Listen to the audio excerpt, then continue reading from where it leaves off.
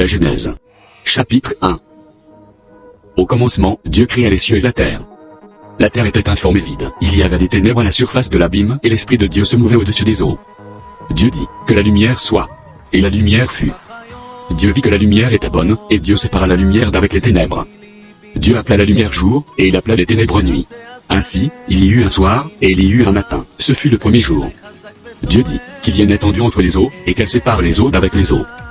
Et Dieu fit l'étendue, et il sépara les eaux, qui sont au-dessous de l'étendue d'avec les eaux, qui sont au-dessus de l'étendue. Et cela fut ainsi. Dieu appela l'étendue ciel.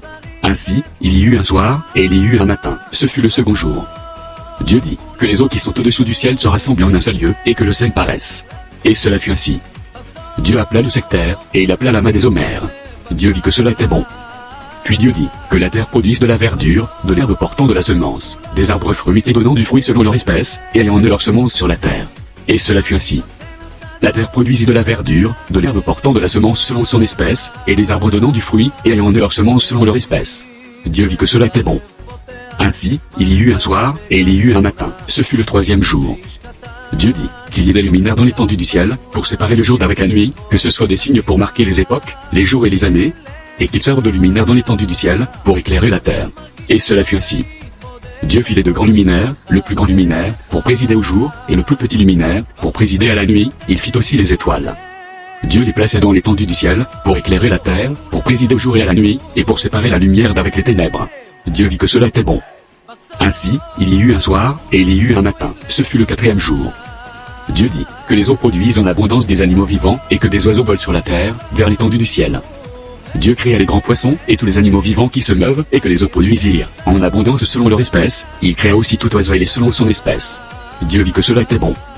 Dieu les bénit, en disant, soyez féconds, multipliez, et remplissez les eaux des mers, et que les oiseaux multiplient sur la terre.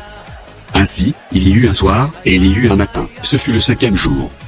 Dieu dit, que la terre produise des animaux vivants selon leur espèce, du bétail, des reptiles et des animaux terrestres, selon leur espèce. Et cela fut ainsi. Dieu fit les animaux de la terre selon leur espèce, le bétail selon son espèce, et tous les reptiles de la terre selon leur espèce. Dieu vit que cela était bon. Puis Dieu dit, faisons l'homme à notre image, selon notre ressemblance, et qu'il domine sur les poissons de la mer, sur les oiseaux du ciel, sur le bétail, sur toute la terre, et sur tous les reptiles qui rampent sur la terre. Dieu créa l'homme à son image, il le créa à l'image de Dieu, il créa l'homme et la femme. Dieu les bénit, et Dieu leur dit, soyez féconds, multipliez, remplissez la terre, et l'assujettissez, et dominez sur les poissons de la mer, sur les oiseaux du ciel, et sur tout animal, qui se meut sur la terre.